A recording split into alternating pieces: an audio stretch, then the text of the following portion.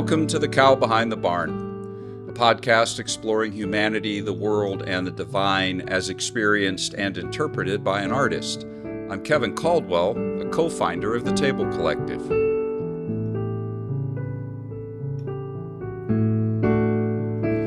In episode 16, I concluded, after a survey of different ways to define consciousness and the self, that there is no consensus about a definition. As such, I decided to come to this topic descriptively through the lenses of 4 different dimensions rather than by trying to establish a definition of my own. My descriptions do draw from multiple definitions because it seemed to me that each attempt to define consciousness was paying attention to some important aspects, but perhaps excluding others. And the main distinguishing factor in my descriptions of 1, 2, and 3-dimensional consciousness is awareness. Whether a subject, quote unquote, simply experiences events and stimuli, 1-dimensional, or is aware of experiencing them, 2-dimensional, or is aware of being aware, 3-dimensional.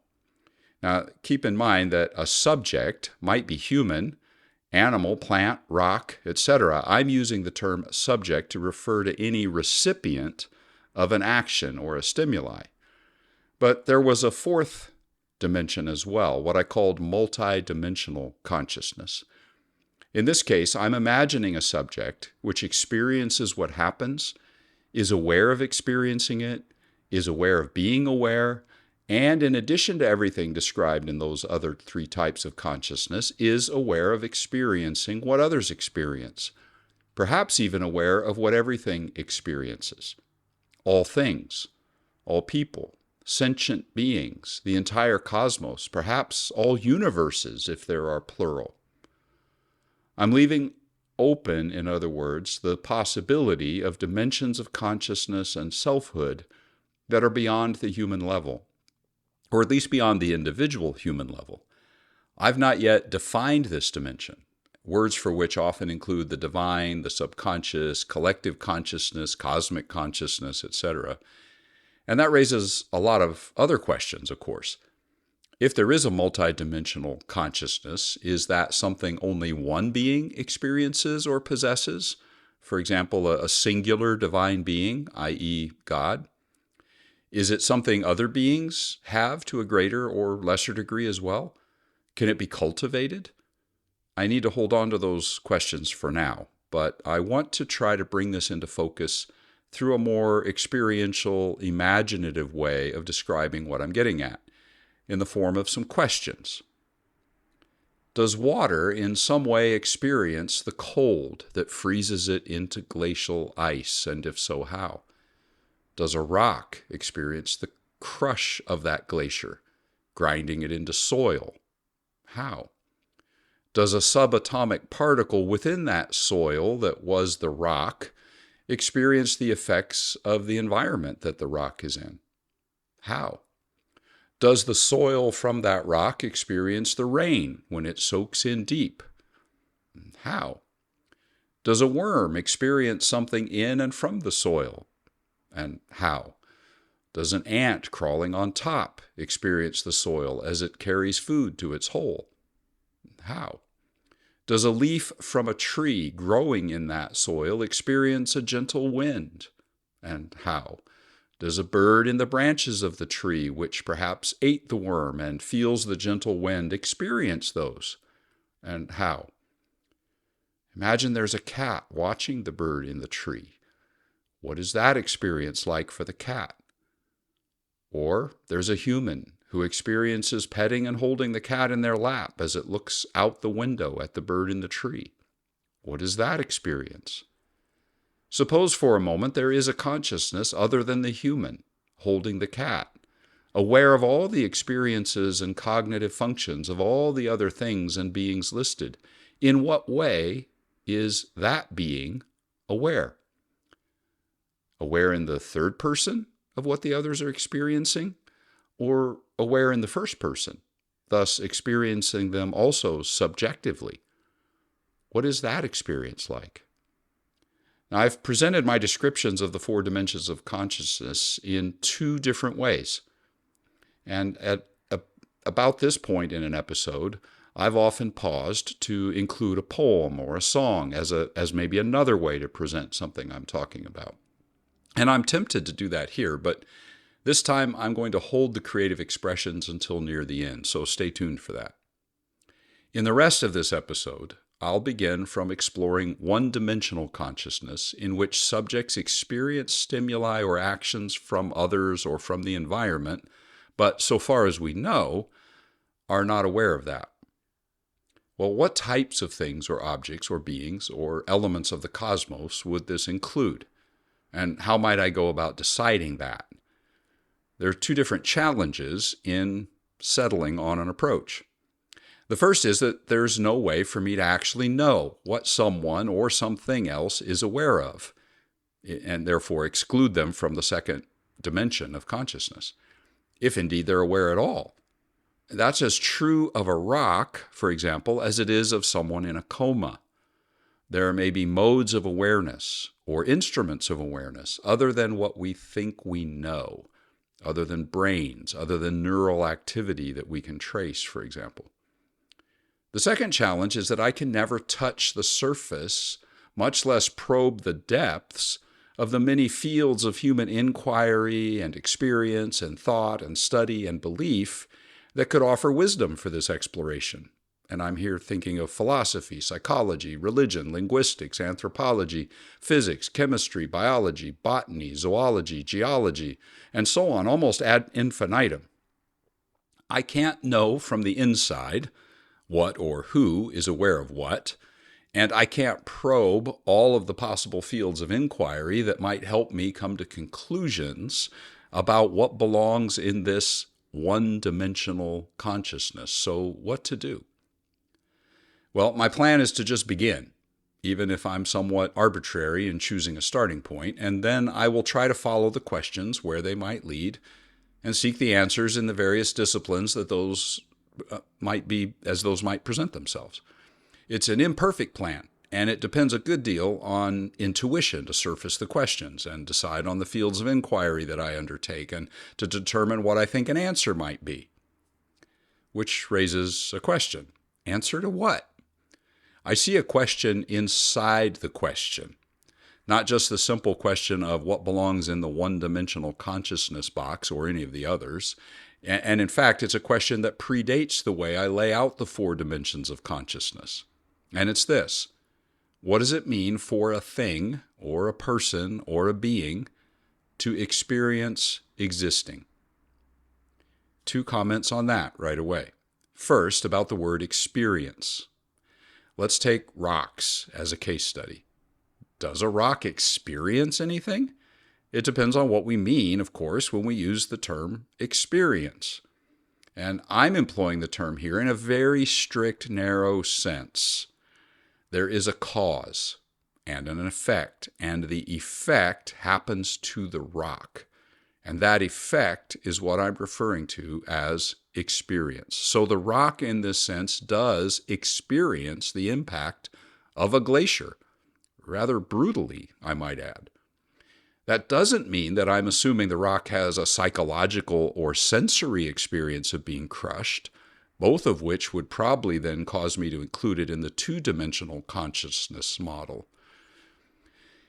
That leads me to my second comment, which is to repeat the point I've made above. We can't experience what is inside the experience of another subject. That's even true when we think of the experiences of other humans. Although we can imagine and empathize with what another human is experiencing, we don't really know. So how much more is this the case when we consider what we presume to be inanimate objects? I have no idea what a rock's experience is. But isn't this all absurd, even to ask about rocks being aware of their experiences? I assume most listeners will agree with something like this statement. Rocks don't experience anything because they don't have brains, nerves, emotions, ears. They don't have any instrument or faculty that would enable experience. But notice how riddled this statement is with assumptions that determine the conclusion. A statement like what I just quoted is banking on the truth of an assumption that we know all the instruments and faculties that enable experience. But do we actually know? So to try to explore this, for the rest of the episode, I'm going to ask us to think a little more about rocks and plants. Let me start with rocks. I have what I would call an imaginative way of seeing the world, and in that fertile imagination of mine, rocks take on personality. I even have feelings for rock formations. I imagine them having personalities in some way. I think of them as storing up memories and carrying imprints from their centuries of existence.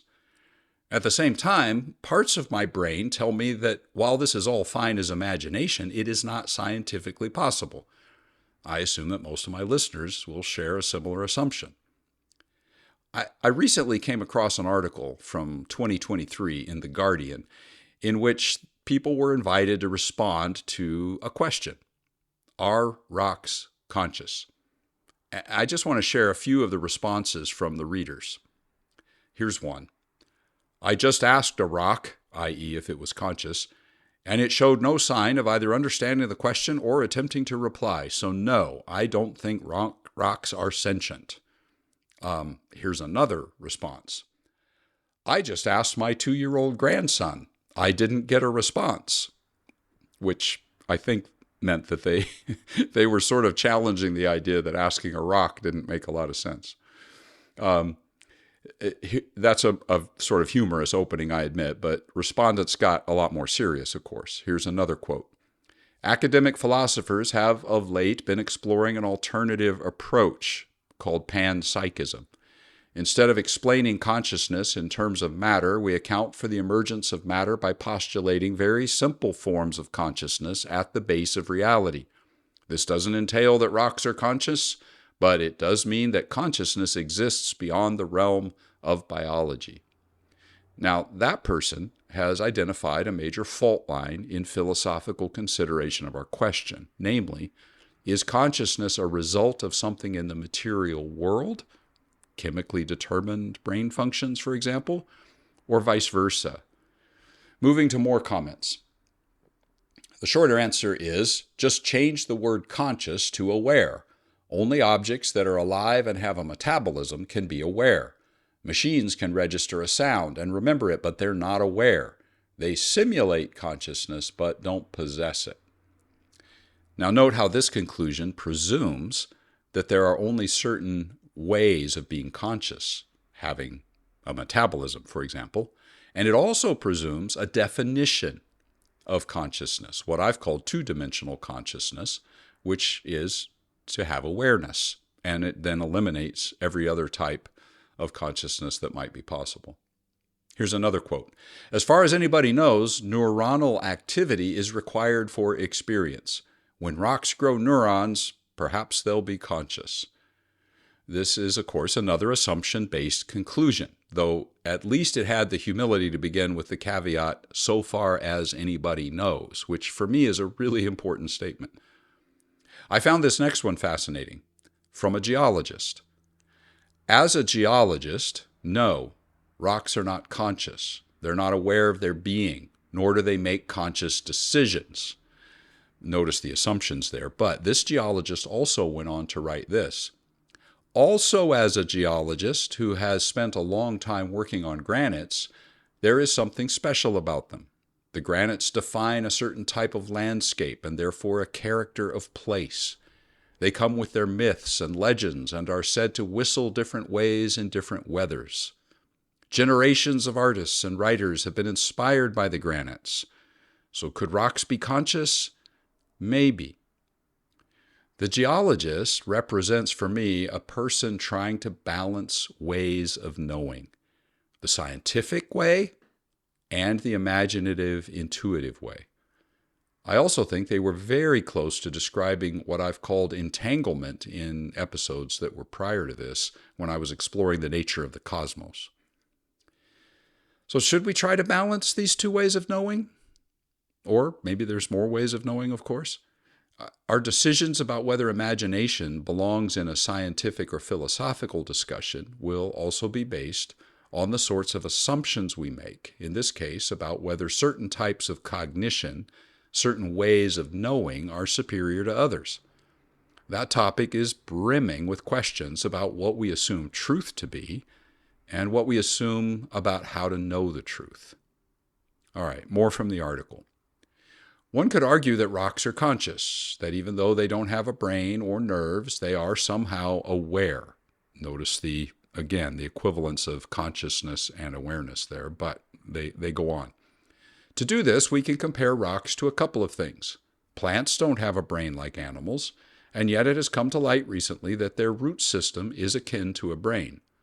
Another thing we can compare rocks to are slime molds. Slime molds can solve mazes and learn despite being single-celled without a brain. Now, that comment came from questioning whether we know all the different modes of being conscious, or all the different physical conditions necessary for it to exist. If a root system can function like a brain, what else might function like a brain? Well, back to the rock. If it is ground up by a glacier, or say, thrown through a window by a young child, it will in some way experience that, but is that sufficient to say it's conscious? In my description of one-dimensional consciousness, the criteria is simply that something experiences something. That is the criteria of consciousness. And my definition of experience is that something happens to something. In this case, a rock gets crushed or thrown. In that way, yes, a rock is conscious. But of course, by that definition of mine, everything in the universe is conscious at least that level. For me, there's actually more interesting questions, and those will emerge when we turn to 2, 3, and multidimensional consciousness. So, might rocks have two-dimensional consciousness? Might they be aware of experiencing the impact with the glass when a child throws them through a window? My education, what I think of as common sense, tells me no. But some theories in physics and philosophy and some religious ways of seeing the world tell me that I can't rule it out without further digging. Well, leaving rocks for the moment, I'm going to turn to plants.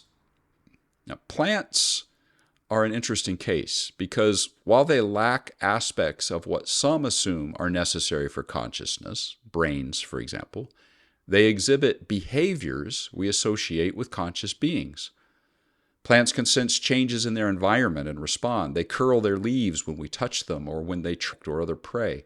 Plants seem to make decisions about how fast to grow and in what direction.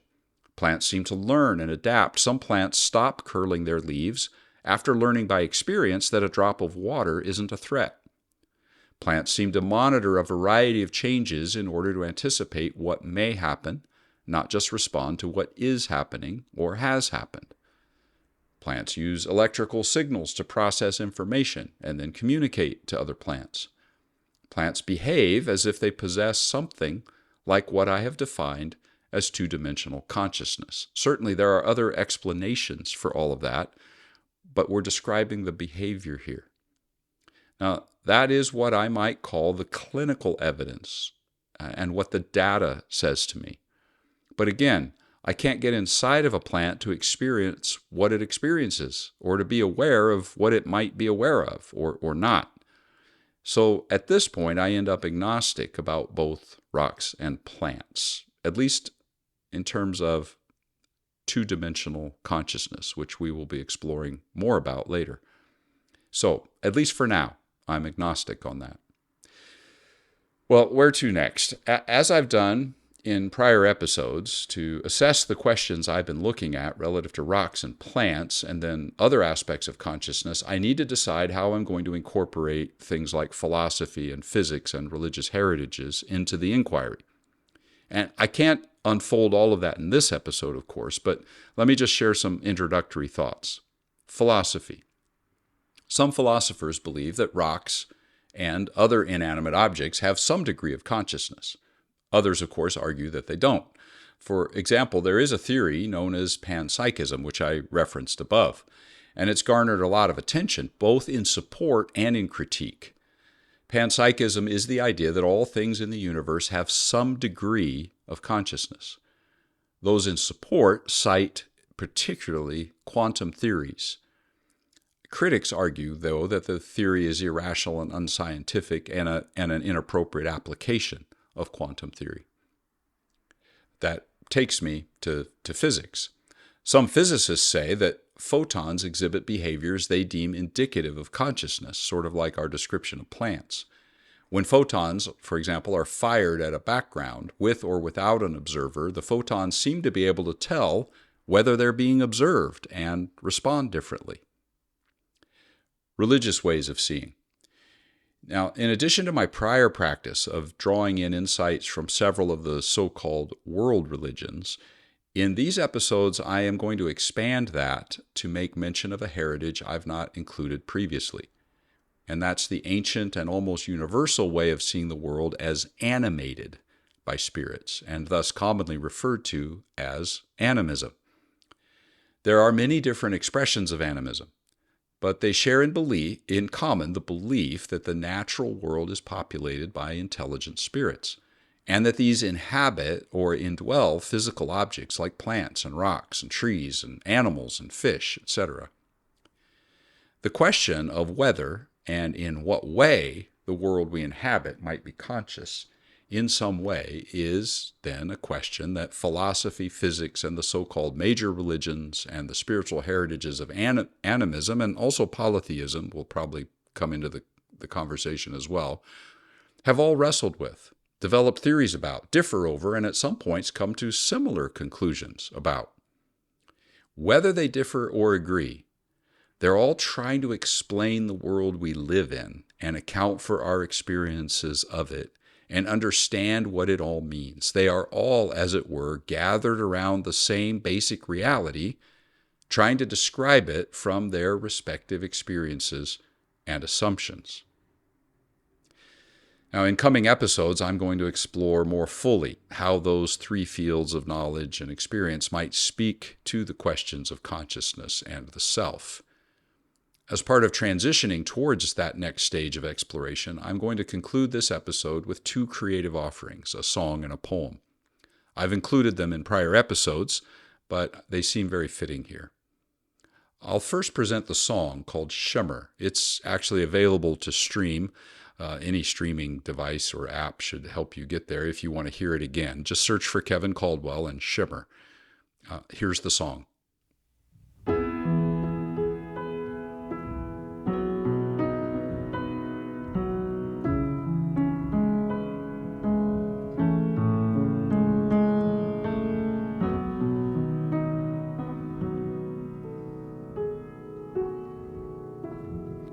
There's auras in the attics.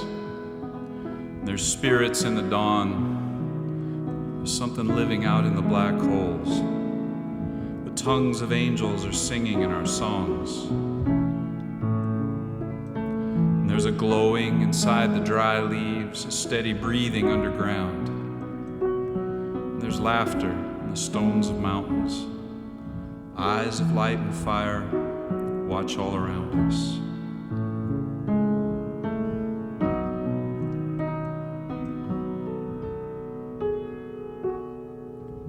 Shiver with a longing, shaking with a hunger. I shimmer in the silence of the living, flaming temple carved deep inside me.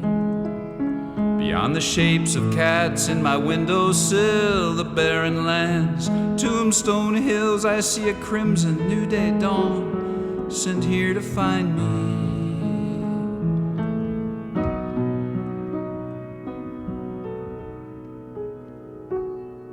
I've been fired in a furnace, tempered by cold and burn. I've been hammered out on an anvil, my leathered skin the map of every road I've traveled.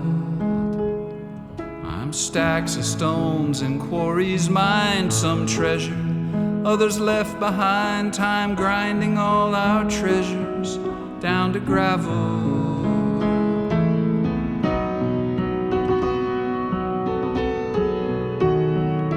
There's auras in the attics and there's spirits in the dawn. There's something living out in the black holes, tongues of angels singing in our song. There's a glowing inside the dry leaves, steady breathing underground, laughter in the stones of mountains, and eyes of light and fire watch all around us.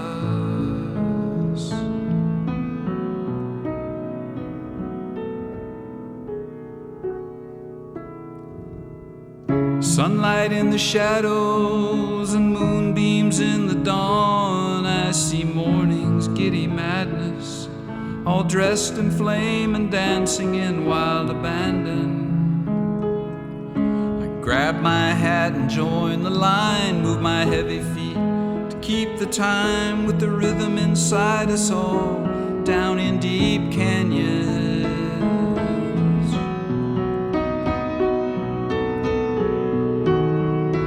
There's auras in the attics and spirits in the dawn. Something's living out in the black holes, tongues of angels singing in our songs. There's a glowing inside the dry leaves, steady breathing underground, laughter in the stones of mountains, and eyes of light and fire watch all around us.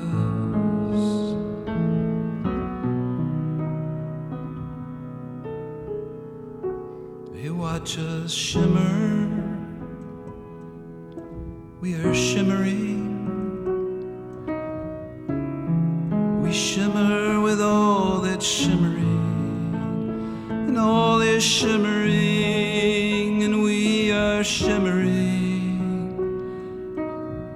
We shimmer with all that shimmers, all is shimmering, and we shimmer with all that shimmers.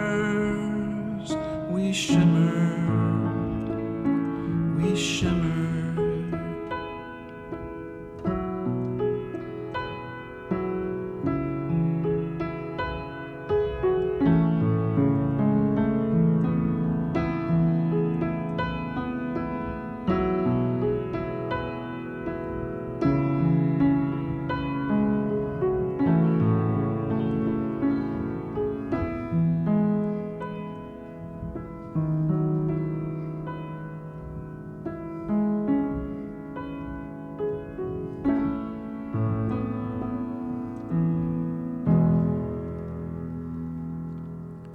Well, if everything shimmers, what is it that shimmers through it all, through us?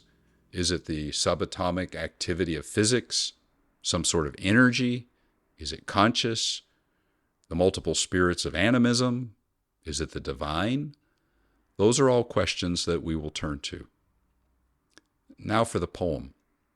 It was written as a way to try to express artistically how quantum physics describes the cosmos, at least some versions of quantum theory, and I called it Rippling Skies.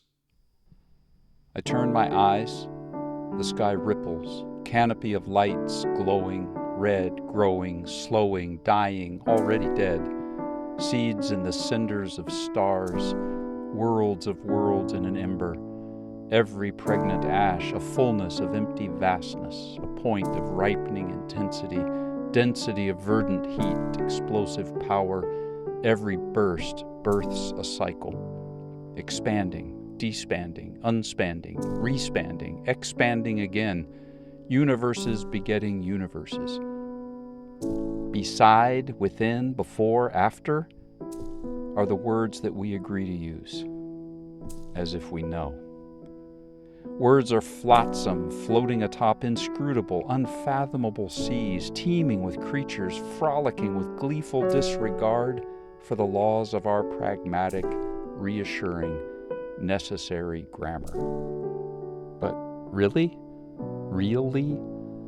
Every world is a where with no there, and a there with no where, in a when with no then, a then with no when. We live as we live because we must live as if we live in place and time with these people and plants and pets and problems, as if all of this in fact works the way it seems to work, the way we need it to work, need to believe it works in order to set foot outside a door on a winter morning or to see and name in wonder a setting sun. Because this is the only way I can live as this I who lives this way. But really? I carry in myself and am myself carried by. Universes begetting universes. Expanding, despanding, unspanding, respanding, expanding again. Every burst birthing in a cycle, a density of verdant heat, explosive power, a point of ripening intensity, a fullness of empty vastness. Every pregnant ash, worlds of worlds in an ember. Seeds in the cinders of stars, already dead. Slowing, dying, red, growing, a canopy of lights glowing in the rippling sky. I turn my eyes.